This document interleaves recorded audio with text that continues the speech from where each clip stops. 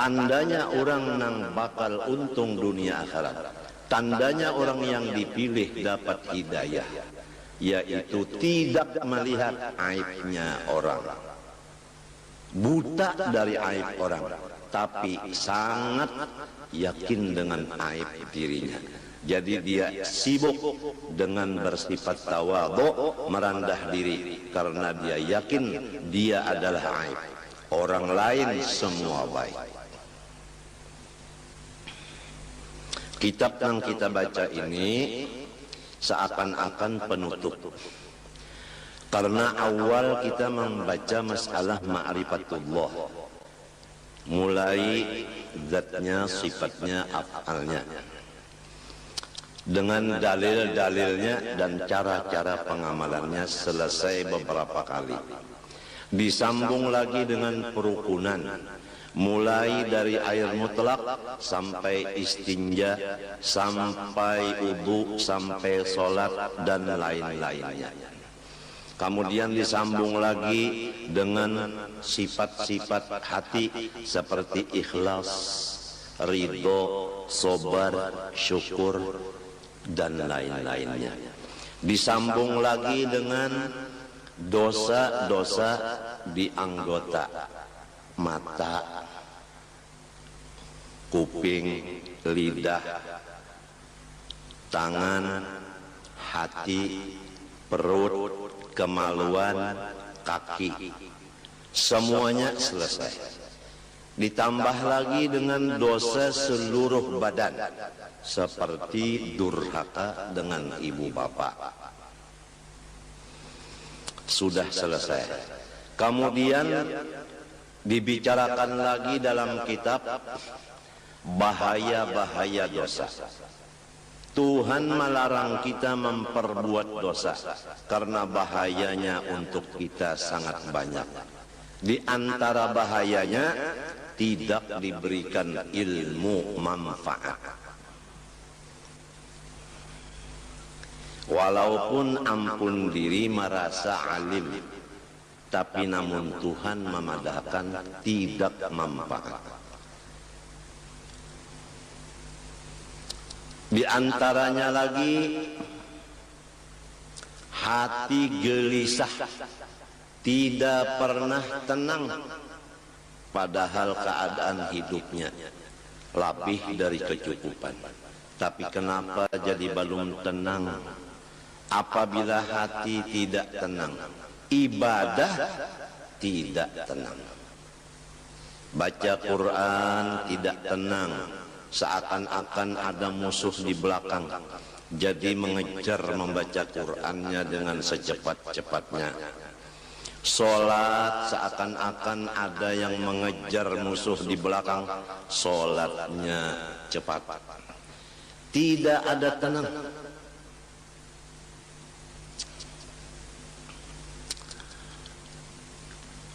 Di antaranya lagi dia gelisah, berkumpul-kumpul.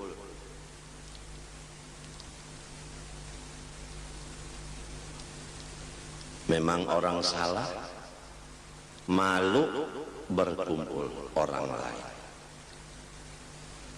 Itu akibat dosa.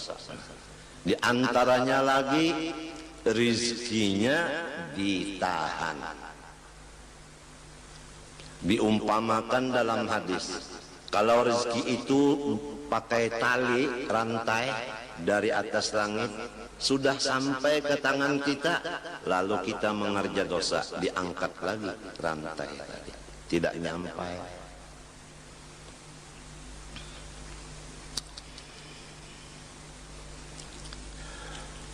Di antaranya lagi akibat dosa menimbulkan bencana-bencana alam.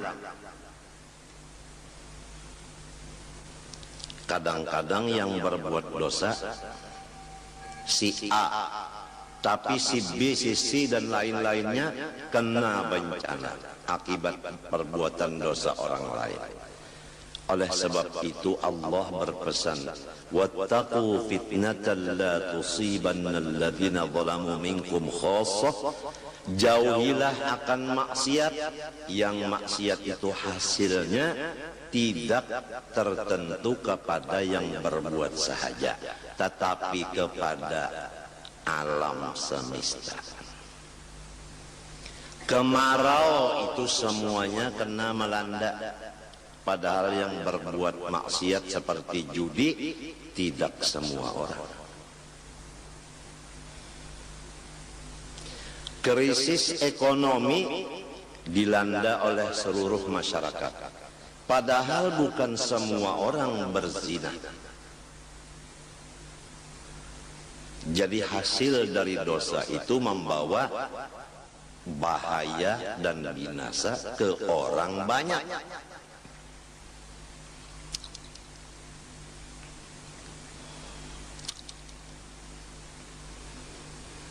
Kemudian disambung lagi dengan pemisahan antara dosa besar dan dosa kecil. Karena apabila dosa kecil, kalau masih derajatnya kecil, di bawah wudu bersih, apalagi di bawah sholat. Tapi kalau dosa sudah menjadi besar, tidak bisa dibawa sholat selesai, kecuali melaksanakan taubat dan istighfar menurut cara-caranya.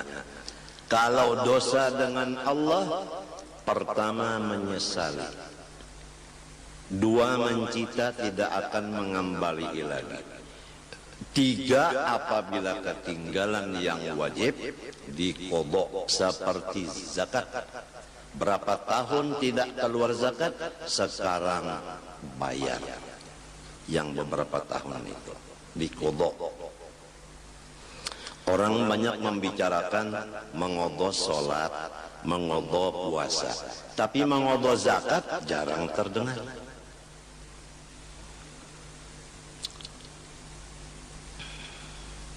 Menuntut ilmu agama yang fardu ain, berapa tahun kita meninggalkan?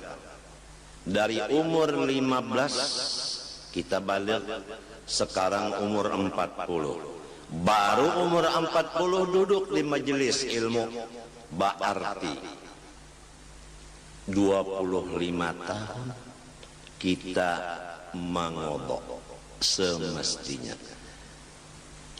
Dan semestinya dari umur 15 tahun balik berakal, sudah mengaji ilmu agama. Tapi kenapa jadi umur 40 baru menuntut? Dosa kita 25 tahun.